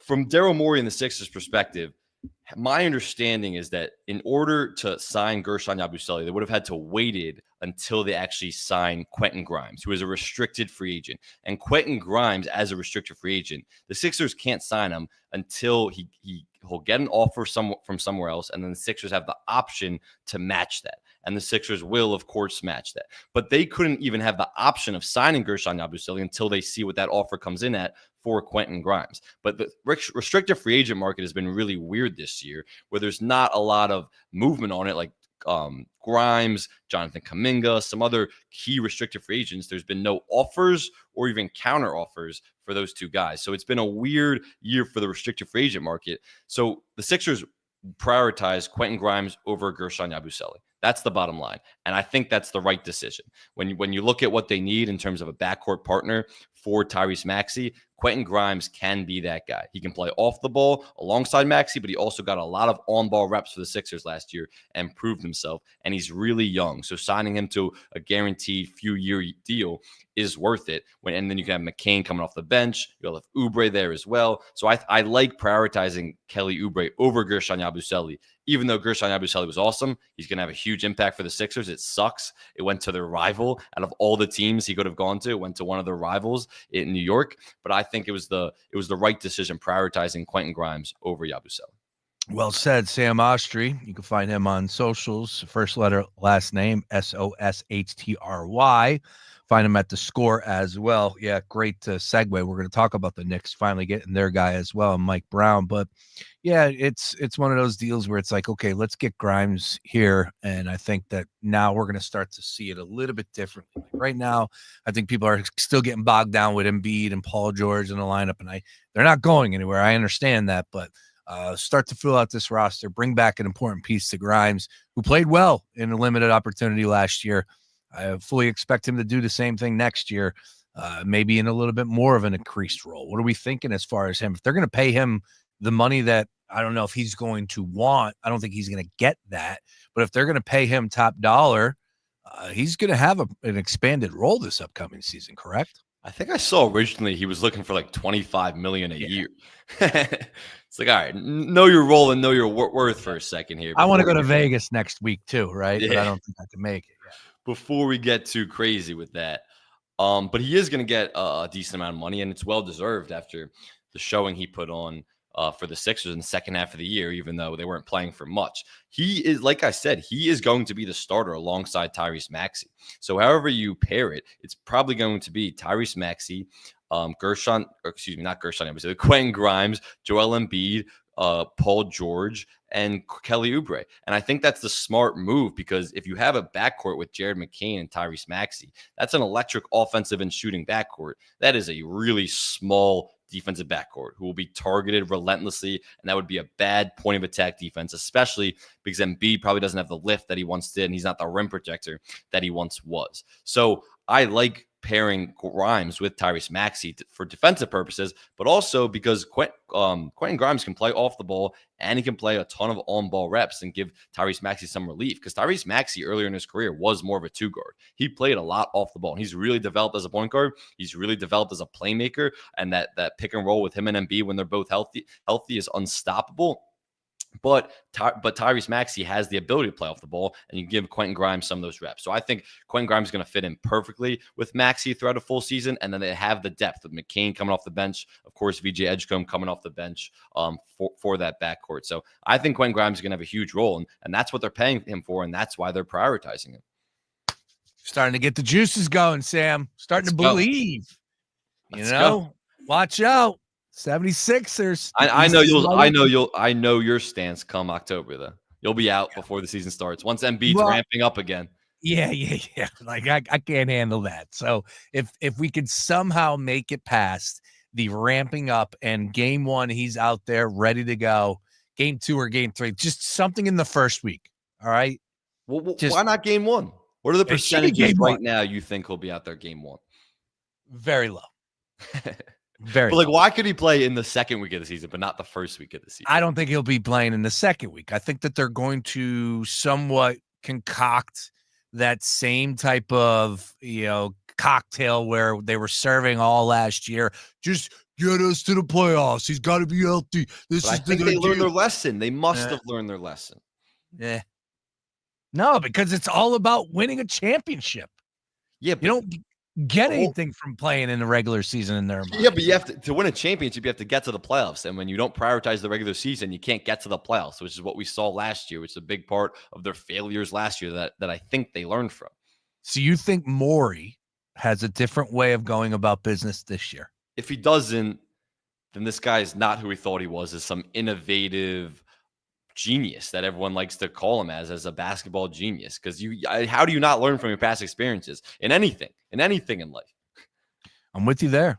I would just play him. If he's ready to go, you got to get him out there, and he needs to be ready to go. Like, let's play. Let's start rewarding the fan base for being there. Let's get out there and play some damn ball and make it entertaining at the end of the day. All right, well, let's go ahead and get on over to New York. And speaking of the East being open, I think that's got to be something that appeals to Daryl Morey and the 76ers. Hey, look, it's there for the taking. A lot of injuries. Of course, Halliburton's been ruled out today, officially going to miss the whole season. So the Pacers are going to be dealing with a ton. Of course, lost Miles Turner. Boston, we know what's going on with Tatum. I'm looking at the Knicks right now, Sam, and regardless of who the coach was, like even if Tibbs was in there, I might be on your camp. Like, this is the Knicks year. They need to put it together and make it happen. The Cavs are good. I know that the Magic are building something down there, and they could probably be a little bit better from three-point shooting perspective this upcoming season, but still, I don't think I'm going to be buying into what the Magic are selling as far as winning a championship or representing the East in the NBA Finals. I think the Knicks have a golden opportunity to do it. Mike Brown was officially hired today. Two-time NBA Coach of the Year. I have had to have an opportunity to talk to you about Mike Brown and the Knicks. Wide open for the taking, Sam Ostry. Is Mike Brown the right guy for the job? I think so. I think Mike Brown is a really good coach. I really like him as a coach. And it's not really fair to compare him to Tom Thibodeau. I don't think he's the coach Tom Thibodeau is, but it's not really fair to do that comparison game. Tom Thibodeau's in the past. They made a decision. They have to live with that decision, whether it was the right or wrong one. We'll find out in the next few years to come. I think Mike Brown is a really good coach. I think he's an innovative offensive mind, even though he's known for kind of his defensive principles, and his teams were always really great defensively. But then he took over the Kings, and the Kings had the best offensive rating in the league. And at the time, that year when the Kings were the 3 seed, it was the best offensive rating in league history. And it was an innovative offense where with a ton of dribble handoff action between Sabonis and De'Aaron Fox and Malik Monk, and he unlocked Kevin Huerter, and he unlocked Keegan Murray and all these wing shooters. And I expect him to do the same for the Knicks offense, because this Knicks offense was worse in the second half of the season than they were in the first half. And a big part of that was because of the underutilization of Mikal Bridges, where Tom Thibodeau just relegated him to a role as a spot-up player in the corner. And he can do that. He is a really good spot-up player, but Mikal Bridges is also a guy who can make plays with the ball in his hands. You want him getting ahead of steam downhill.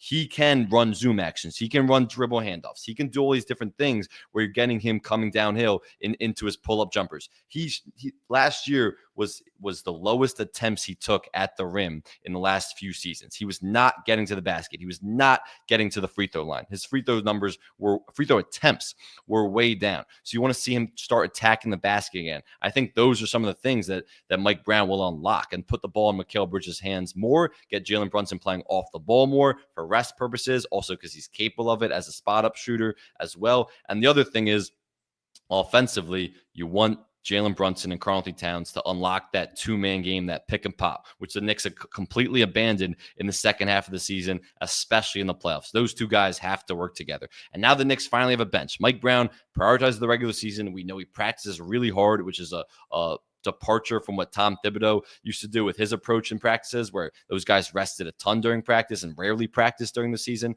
But now Mike Brown and the Knicks have a bench that they're going to utilize with Jordan Clarkson, with Gershon Yabusele, with Mitchell Robinson healthy at the start of the season, and of course, Miles McBride. So I think this Knicks team had a great offseason, both from a roster perspective and from the right hiring of a coach. The only thing is, the Knicks are completely judged off whether they win or don't win a championship. That is the only thing that matters at this point. Tom Thibodeau was really close. He brought them to the first Eastern Conference appearance in 25 seasons. At this point, the only question is for Mike Brown to take them over the top, which is essentially you got to win the title. So that's what Mike Brown's going to be judged on more than anything. And the reality is, Mike Brown, as good of a coach as I think he has not won a playoff series as a head coach in over a decade. When he was with the Lakers back in like 2013, I believe it was, which was Kobe's last playoff series win too. Or maybe it was 2012, around that time. So Mike Brown has to win playoff series. And we don't know the type of coach he is necessarily in those settings, but that's what he's going to be judged on. That's fair. No, you're right. I think we get too bogged down. Again, you're 100% right. But I just think, and especially from New York's perspective, those fans, like, they enjoy the regular season. They party. They get nuts. As they should. I think we all should. We all need to enjoy the regular season when it's something that's enjoyable. Sixers, no. But what the Knicks did last year, and just because they didn't win at all, I get it. You got a lot of those people that, the celebrities get the microphones in front of them. I want to see a championship. But at the end of the day, if you're a Knicks fan, did you not have fun that whole damn year? Was that not an enjoyable run as far as the playoffs and beating the Celtics? Nobody had you beating the Celtics. But expectations change. It's the same thing with the Sixers when Embiid's coming onto the scene. It's like, oh, this team's fun. This team's fun. Embiid's a great player. He's paired with Ben Simmons. This team is winning playoff series in the first round. They're winning a ton of regular season games after years of being awful and an embarrassing organization. And then you start to flame out in the playoffs, and it's like, it's championship or bust at this point because that's all that matters. And the Knicks are kind of at that spot, especially in a wide open East where this Knicks team and this roster is the best team and the most talented team in the Eastern Conference. Without Tyrese Halliburton on the Pacers and without Jason Tatum on the Celtics, it's between the Cavs and the Knicks. Yeah. And I give the Knicks the edge just a little bit. So there's no excuse for this team not to at least make the finals. So expectations change once you have a little bit of success. Yeah, I have to agree with you. Cat, Brunson, everything that they've been able to put together, what we saw last year. I'll give you I'll ride with you on that one too. I'm with you on the Knicks there. It's funny you brought up Ben Simmons. I follow a lot of these accounts on Twitter where I should not, but I will get hit like if something is on special for shoes, right? It's like boom. I forget what the exact account names are, but like I'll follow these accounts and they'll pop up all these cool things. And then now more than ever with the algorithm /AI, that's really troublesome because I am the worst. I had to agree with my wife that if I see something, I can't buy it immediately. I have to wait 5 days and then I can go back and buy it. Well, no question. Why is that rule in place? Because I'm one of those terrible humans where it's like, oh, I see that. Boom. Let me throw the credit card in there. Boom. Let me buy it. If I see it, I want it. Oh, that's awesome. Now the algorithm's got us so figured out that they're flashing everything that's cool in front of us, that they know what you like. So yeah, it's more important than ever to say, hold up, I'm not buying it today. If I come back in 5 days and it's there, same price, sure, I'll get it. Whatever.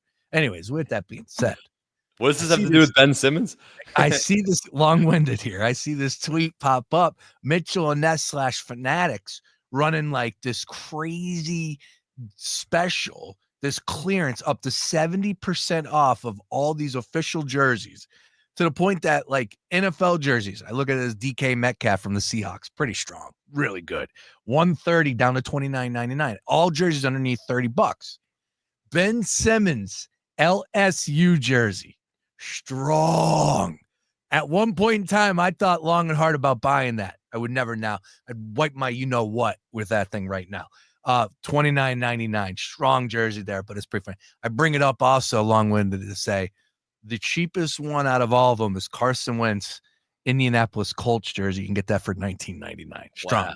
A lot of Durant, a lot of Kevin Durant, Phoenix Suns jerseys, Chris Paul Suns jerseys. Really good selection right now, but there's a huge special going on at Fanatics. I like this DK Metcalf though, man. I do this all blue DK Metcalf. Look at that. Oh, that's pretty cool. That's pretty cool. I know he doesn't play with them anymore, but why not? The most used jersey at like frat parties circa like 2016, 2020 was probably that LSU Ben Simmons jersey. Was it? That was an awesome, awesome jersey. Maybe even like a little post that time. It wasn't the Sixers one. It was the LSU one because LSU were just cool colors and Simmons was a great player back then. So that was a very used frat darty jersey. I will say, would you rather wear a Carson Wentz jersey or Ben Simmons jersey? Because to me, it's Carson Wentz easily. Yeah. Carson Wentz didn't quit on the team. Like Ben Simmons quit on the Sixers. Carson Wentz just things happen and he sucked by the end. I think he kind of quit too, right? I think we could make the case that he quit on the Eagles. I mean, he got benched. Like it wasn't like Ben Simmons refused to play. Yeah. No, you're right. I want nothing to do with Ben Simmons. Somebody was on this show the other day talking to me about how it was excuse me, forgive me, Matt Jericho. He was sitting down and he's helping up and are doing a lot of stuff. And he's a Knicks fan. He's like, Ben Simmons, they're talking about. I'm like, no, dude, you want nothing to do with that guy. You want nothing to do with that guy. Zero. Like, even if he comes and joins the Knicks and gives you some good minutes and gives you some good run, like that dude is a liability on the floor at big time moments. So you would get used to using him. And even if like in the wildest imagination that all of a sudden he was somewhat of a good basketball player, where you can count on throughout the course of a regular season. You get to the playoffs, he's a liability on the floor. You want nothing to do with him. Usually this is the best time of year for Ben Simmons July highlight clips of him in the gym, of him posting on his own Instagram story of him working out in the weight room and at the whatever that gym, the Lifetime gym in New York. And there you his go. trainers posting clips of him. But you haven't seen that as much this year. Maybe the Ben Simmons summer workout videos have died, because that was a good run for like the last 5 summers. Talk to me a little bit more about the Summer League. Ace Bailey. Did you see anything from Ace? I saw a nice dunk. He racked up 18 points, 7 rebounds, 3 assists. Looks the part. It's a shame that he didn't want to come to Philadelphia, because he does look good and he's skinny right now. I would imagine he's going to fill out and he's going to be a hell of a player. The only game I watched of him was the first game against the Sixers. Because the Jazz, of course, played the Sixers, and he struggled in that game. He only had 8 points, 3 for 13 from the field, 1 for 5 from 3. And one of the things he struggled with, which was one of the big concerns, was his efficiency and his shot selection. So I did see that he had much better performances. I didn't catch those. But again, like, you're not going to find out much for what Ace Bailey is as a prospect in Summer League. We're going to have to see it play out during the regular season on an awful, awful Jazz team that has an 18.5 win total, one of the lower win totals in a long time. And that's a year coming off a year where they just won 17 games. We do have a big-time matchup in the Summer League that's taking place for the Thomas and Mack Center out there in Vegas between Cooper Flagg and you got Bronny James. Did you see that there are ticket averaging $201 to get in to see these two play? I saw. Unbelievable. It's the most expensive Summer League ticket ever. And Summer League has become such a commercialized event and a huge fan affair. And there are some good, unique fan experiences there. So it's become so popular. I think it's been going on for 21 years now. Wemby's debut was just as big. But now you have Cooper Flagg, who's obviously a main attraction, one of the best American prospects we've seen in decades, against Bronny James, who will always attract a huge crowd. So I think that the NBA did that for a reason, scheduling the first day, Thursday night, 8 p.m., Cooper Flagg versus Bronny James. Good scheduling by them. Yeah, July 10th, as Sam just pointed out. Yeah, look, Vegas is cool. I know Sean was out there. He spoke a little bit about that. They got a lot going on. You can go out there. There's tons of agents. I know referees do stuff.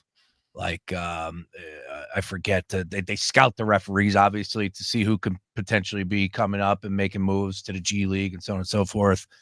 Big business around the Summer League in Vegas. I don't know about Utah, but definitely in Vegas. So, it's definitely something I wouldn't mind checking out. And if I can make that game to see Cooper Flagg get his first start, I think that'd be pretty cool. But I don't know about paying $201. Yeah, that's a lot. But the Summer League, I went a couple years ago, thinking about going this year. It still could be on the table, but probably not for Thursday. It's an awesome event, and it's just the access that fans and NBA personnel have to each other, where it's just a blended atmosphere because of just how these gyms are set up, where a couple of the gyms are like high school gyms. And just everyone, some of the best players in the NBA, some of the top coaches, executives are all courtside. So everyone's just in this like high school gym watching these prospects. So Summer League's an awesome experience. Most NBA fans should check it out at some point. The only problem is that it's 110 degrees in Vegas this time of year. The Sixers were in Orlando Summer League way back. I think it was like 2013, somewhere around there. And they won the championship. I had a banner made. I had a Summer League banner made for the 76ers when they won that championship. That was the start of the process. That's right, man. That's pretty funny stuff there. I need to go dig that one up and see if I still have that. But all right, we did have the official trade go through, 7-team trade. Kevin Durant. Isn't it just funny like how it all takes place? You have to add these teams and meet this number, and then that's why Durant really couldn't go too crazy into it. But he did have an interesting phrase in his letter that he thanked the Phoenix Suns, where he said, I really do feel like we're all in this together, a true basketball community. And I think that that's more 2025 than ever. I don't know. Like Kevin Durant's trying to make this seem like, and he can, because he's one of the greats and he has played for a number of teams and he's picking his destination essentially. So he's doing it his way. But I don't know. I don't want my players feeling like this is a basketball community. I want them, I want the to be on the best team. I want to have the best team here in Philadelphia. I want the best players on this team. I don't want to think that we're all in this together. I don't know, am I off on that one? I don't even know what he means by that. Those are just empty words, like a basketball community. And a lot of comments underneath were saying, "Did GPT write this?" Yeah, that is exactly some AI generated statement when he couldn't care less about the Suns, and he's been open about how much he was not a fan of the Phoenix Suns fan base and how much they got on him and blamed him unnecessarily for some of the Suns' disastrous seasons, really. And there's some truth to that, because Kevin Durant, the record with Kevin Durant, especially last year, was really good. It was also really bad without him. So there's some truth to the fact that Kevin Durant doesn't deserve all the blame for how it went down with the Suns. But the reality is they traded all these assets for the guy, and they got zero success out of it. 1 playoff series win during 3 playoff runs, and not even 3 playoff runs, 3 potential playoff runs, because they didn't even make the playoffs the last season. So just a disastrous few seasons with the Suns, but those are empty words to me. They mean absolutely nothing. And I think we know he was ready to move on from the Suns, as the Suns were ready to move on from him. Yeah. We'll see what happens out there in Phoenix, but they're going through it. And of course, Booker's still there, so that's a good thing. But we'll see what their plans are. And Chris Paul is still available. I saw he announced that it's going to be his final year. Where do you think he ends up? Right now, I would say the Clippers. I think he wants to be in LA. He's been pretty open about that. The Lakers really have nothing to offer. And I think the Clippers have a need for a point guard who's not going to give you more than 20 to 25 minutes a night. He actually played 82 games last year, which is incredibly impressive. Yeah. In his 20th season, I believe it was. So I think he'll end up with the Clippers as this low usage point guard or low minute point guard guy. And he'll be a good table setter for guys like James Harden, who he plays off the ball. Kawhi Leonard. They just got John Collins in a trade. They have a ton of depth with adding Brook Lopez in free agency. So I think that's a good spot for him to finally chase a ring on a contending team in the West. All right. Finally on this one, Shams, we joked about it, was saying that this is going to be the most explosive offseason ever in NBA history, trades and everything along those lines. Are we done? Do you think we see more? Is that it? Because I think that if Shams got it wrong, if this is all we get, right?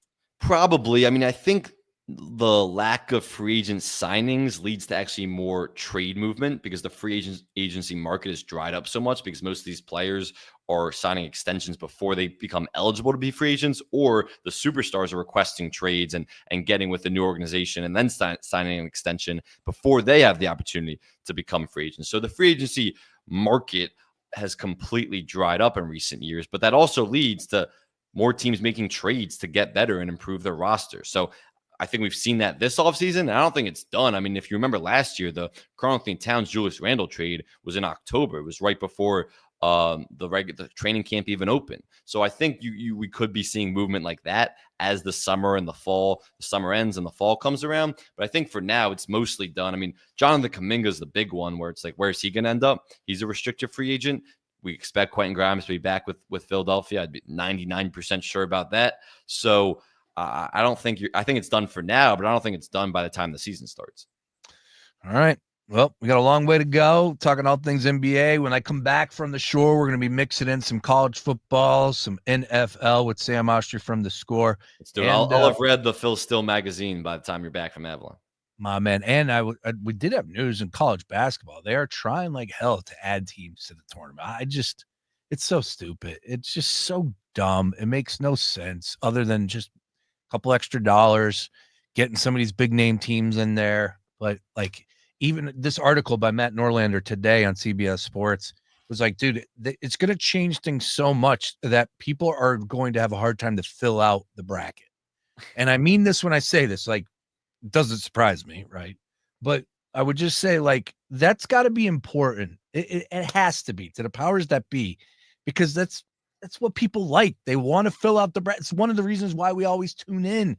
I don't know. Like, is it going to shift so much that people aren't going to be the diehards? They're not going anywhere. But maybe the average Joe, like looks at filling out that bracket like, that's too much now. If you add an extra page where you need to, make this losers bracket or whatever they're going to do. I think they're trying to make it to 74 teams. But it's the math is not going to be easy as far as the one page I was reading from Matt Norlander today. I think people will always fill out a bracket. It's one of the most fun things that people do for casual fans and beyond casual fans. I mean, people who don't even consider themselves sports fans fill out the March Madness bracket in their office pools or whatever it is. So I think that'll always be part of the sports experience when March rolls around.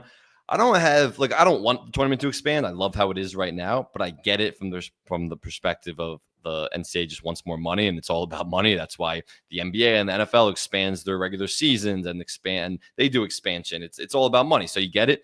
I don't think going from 68 to 74 games is drastically going to change the fabric of the NCAA tournament. So I'm not super up in arms about it. If they expand to like 80 plus teams or something like that, or 90 or even 100 teams, which has been thrown around on social media a little bit, then you're really messing up the fabric and the essence of what makes March Madness March Madness. But Texas UNC was one of those first 4 games, and I could make the argument UNC and Texas both shouldn't even have gotten bids last year, but as big name programs they were a first 4 game. That was one of the highest rated first 4 games in a long time.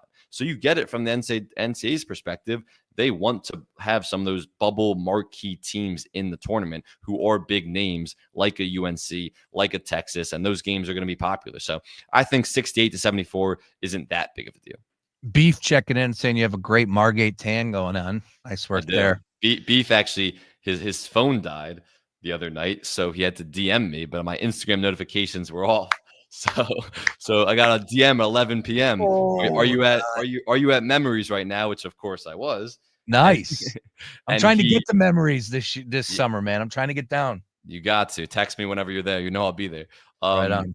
So yeah, he texted and I didn't see the DM until the next morning, and he was riding solo apparently. So I wish I saw him just riding solo on the streets of Margate. Would have been a sight to see. He's going to Wildwood this weekend. He's tearing it up, short point after short point. Finally, I did want to end on a good note. Did you happen to see Scott Van Pelt speaking to your Maryland Terrapin squad? I did. Of course, I saw that. Scott Van Pelt is the man. He's the best. Represents Maryland as good as you can. He's an awesome guy.